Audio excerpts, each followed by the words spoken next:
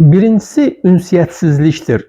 Bu daha çox özünü sevən, özünə vurğun ailələrdə, bir də sərt avtoritar ailələrdə qarşılaşdığımız ünsiyyət formasıdır. Bu ailələrdə övladı görməzdən gəlirlər, övladı laqeyd olurlar. Övlad deməli görməzdən gəlinməkdən, laqeydlikdən qaynaqlanaraq başlayır dəcəllik eləməyə, inadkarlıq eləməyə, qarşı gəlməyə, özünü yerə vurmağa.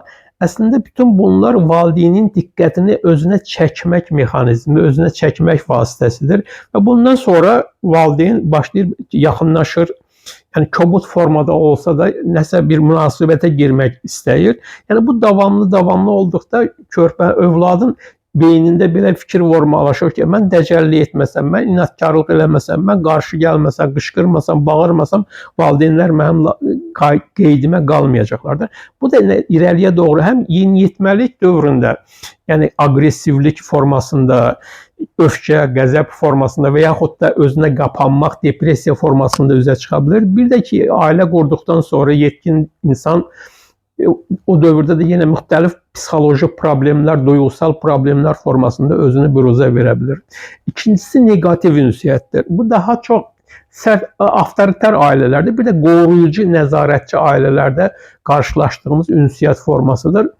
Valideynlər övladlarına, yəni onların kəşf etməli olduqları, oyun oynamalı olduqları, öyrənməli olduqları bir dövrdə, hansı ki bu dövrdə çox rahat bir şərait yaradılmalıdır. Ev mühiti təhlükəsiz olmalıdır ki, övlad hər şeyi əlinə götürsün, kəşf eləsin, öyrənsin, əşyaları nüfuz eləsin.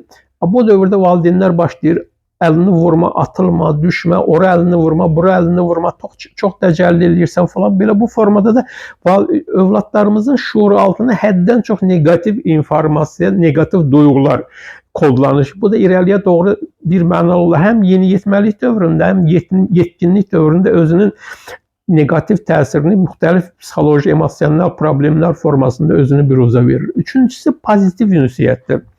Pozitiv ünsiyyət daha çox demokratik ailələrdə qarşılaşdığımız ünsiyyət formasıdır. Körpə, hətta deyərəm ana rəhmindən başlayaraq, ana körpəsinə, yəni bu artıq elmlə sübut olunmuş bir faktdır ki, ana körpəsinə layla oxuyarsa, kitab oxuyarsa, çox yaxşı əhval-ruhiyyədə olarsa, bağ telləri qurur. Körpə dünyaya gəldikdən sonra körpəyə ana, ata üz ifadəsi ilə, göz təması ilə, bədən təması ilə, oturuşu ilə, duruşu ilə, bəsləməsi ilə sən bir şəxsiyyətsən, sən ailəmizin parçasısan, sən dəyərlisən, səni sevirik, sənə dəyər veririk, sənə güvənirik, sən uğurlu olacağına inanırıq, sənin potensialın sonsuzdur. Yəni bu varoluşunun 6 prinsipini davamlı ötürmək lazımdır.